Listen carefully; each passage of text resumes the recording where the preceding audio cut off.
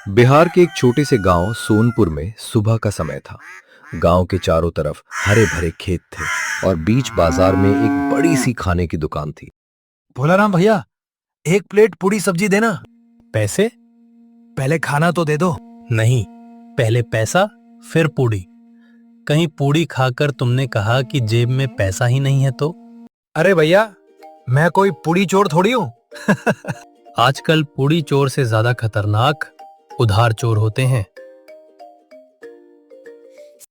पास में बैठा बूढ़ा किसान ये सब सुन रहा था। भोलाराम, इतना लालच ठीक नहीं। काका, मेरा पैसा है, मेरा लालच है, आपको क्या परेशानी? यही लालच एक दिन तेरा सब कुछ छीन लेगा। पहले मेरा पैसा तो कोई छीन कर दिखाए। काका, यहाँ के मुखिया जी का घर किधर है? तुम लोग कौन हो?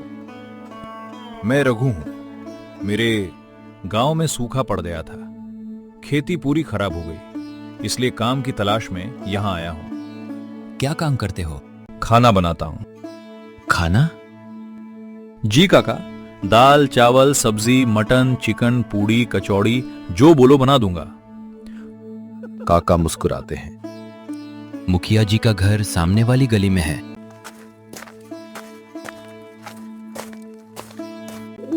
रघु और सीमा गांव के मुखिया दयाराम सिंह के घर पहुंचते हैं। मुखिया जी प्रणाम। खुश रहो बेटा, बताओ क्या काम है? रघु अपनी पूरी परेशानी बताता है। तुम्हें खाना बनाना आता है? जी। तो बाजार में भोलाराम की दुकान है, वहां रसोइये की जरूरत है। सीमा तुरंत बोल पड़ती है। लेकिन लोग कह रहे थे कि भोलाराम बहुत लालची है। हाँ, आदमी थोड़ा कलक है, लेकिन अगर तुम मेहनत करोगे तो काम मिल सकता है। काम छोटा बड़ा नहीं होता मुखिया जी, मुझे बस मेहनत करने का मौका चाहिए। अगली सुबह रघु भोलाराम की दुकान पर पहुंचा। भैया, रसोइये की जरूरत है क्या? तुम्हें क्या आता है? बहुत कुछ। बहुत कुछ तो मुझे भी आता है, पहले बना कर दिखाओ। क्या बनाऊं? ऐसी चीज बनाओ कि ग्राहक उंगलियां चाटते रह जाए। ठीक है। रघु रसोई में चला जाता है। रघु ने चूल्हा जलाया, कढ़ाई चढ़ाई, उसमें मसाले डाले। फिर उसने अपनी खास मसाला चिकन करी और लहसुन वाली दाल बनानी शुरू की।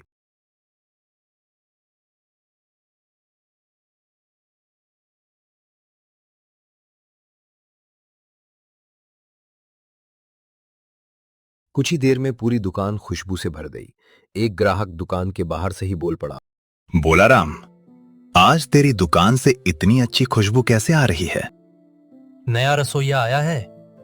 तो फिर आज खाना यहीं खाएंगे। एक प्लेट चिकन चावल लगा दो।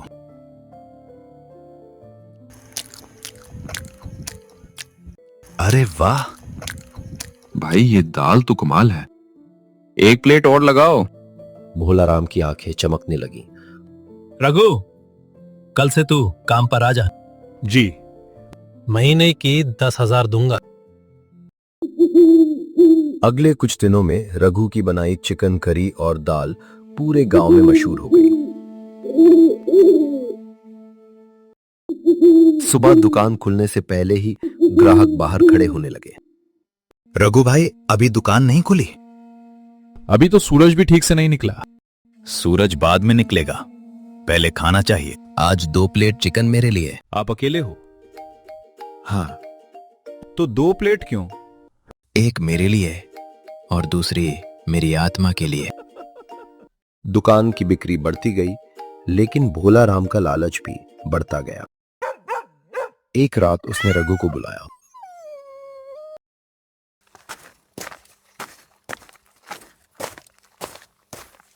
रघु, आज जो खाना बच गया है उसे फेंकना मत।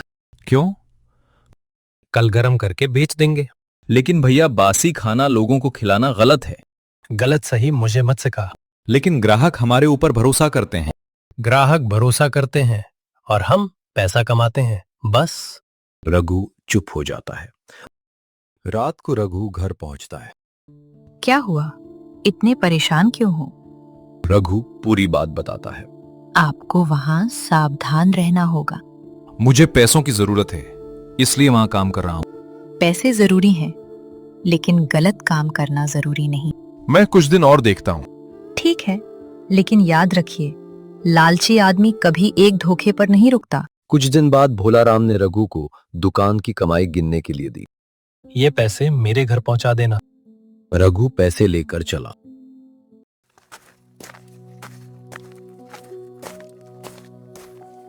रास्ते में अचानक दो नकाबपोश आदमी सामने आ गए। रुक। कौन हो? जो भी पैसे हैं निकाल। मेरे पास पैसे नहीं हैं। झूठ बोलता है। उन्होंने रघु को डराया और पैसे छीनकर भाग गए। रघु उदास होकर घर जाता है। पैसे चोरी हो गए। क्या? दो आदमी रास्ते में मिले। सीमा कुछ देर सोचती रही। उन्हें कैसे पता था कि आपके पास पैसे हैं? यही तो बात है। और उन्हें ये भी पता था कि आप किस रास्ते से जाते हैं? हाँ। तो चोरी किसी ऐसे आदमी ने करवाई है जो दुकान की पूरी जानकारी जानता है। कुछ दिनों बाद फिर वही हुआ। रघु, पैसे निकाल। रघु डर गया। तुम्हें मेरा नाम कैसे पता? चोर चुप हो गए। किसने भेजा है तुम्हें?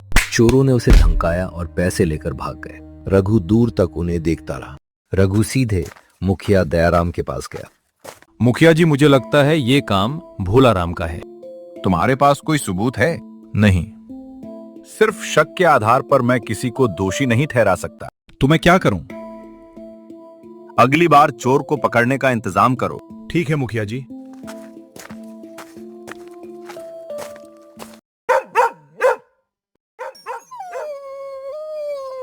रात में रघु ने सीमा को सारी बात बताई। सीमा मुस्कुराई। क्या हुआ?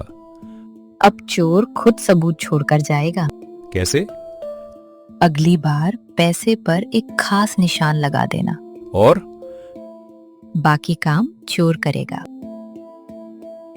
अगले दिन रघु ने कुछ नोटों पर हल्का लाल रंग लगा दिया। भोलाराम ने पैसे दिए। रघु, आज पैसे घर पहुंचा देना। ठीक है। रघु जानबूझकर उसी रास्ते से गया।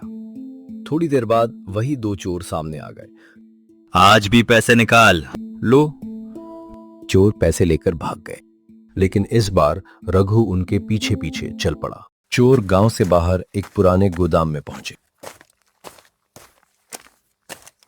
ले आए पैसे? हाँ मालिक। अच्छा, अब वो रघु मेरे यहां से कभी नौकरी नहीं छोड़ पाएगा। रघु सब कुछ सुन चुका था। वो तुरंत मुखिया के पास पहुंच गया। अगले दिन गांव में पंचायत बैठी। सभी ग्रामीण मौजूद थे। रघु, बताओ क्या हुआ? मुखिया जी, कल मैंने पैसे पर खास लाल निशान लगाया था। इससे क्या साबित होता है? मुखिया ने भोलाराम की तरफ देखा। अपने हाथ दिखाओ। भोलाराम घबरा गया। उसके हाथों पर वही लाल निशान लगा हुआ था। अरे, यही रंग है। तो चोर पैसे लेकर इसके पास ही पहुंचे थे। तभी दोनों चोरों को भी पकड़कर पंचायत में लाया गया। मुखिया जी, हमें माफ कर दीजिए। सच बताओ, किसने भेजा? दोनों ने भोलाराम की तरफ इशारा कर दिया। इसी ने? पूरा गांव भोलाराम को देखने लगा। मैं बोलो। हाँ, मैंने ही इन्हें भेजा था। शर्म करो। मुझे डर था कि रघु अपनी दुकान खोल लेगा। आपने पैसे के लिए किसी गरीब की जिंदगी तक खतरे में डाल दी। भोलाराम सिर झुका लेता है। भोलाराम ने चोरी करवाई, ग्राहकों को बासी खाना खिलाया और वजन में भी धोखा किया।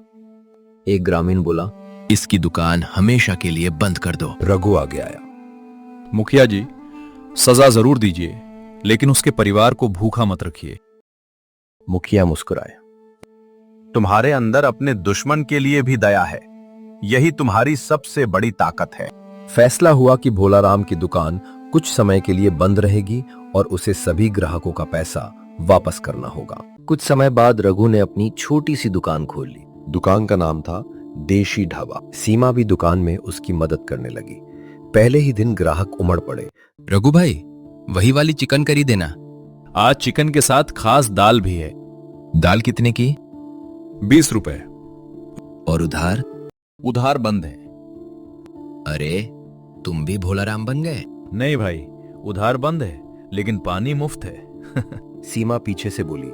और खाना भी पूरा वजन करके मिलेगा। बस फिर तो यही दुकान चलेगी। धीरे धीरे रघु की दुकान पूरे गांव में मशहूर हो गई।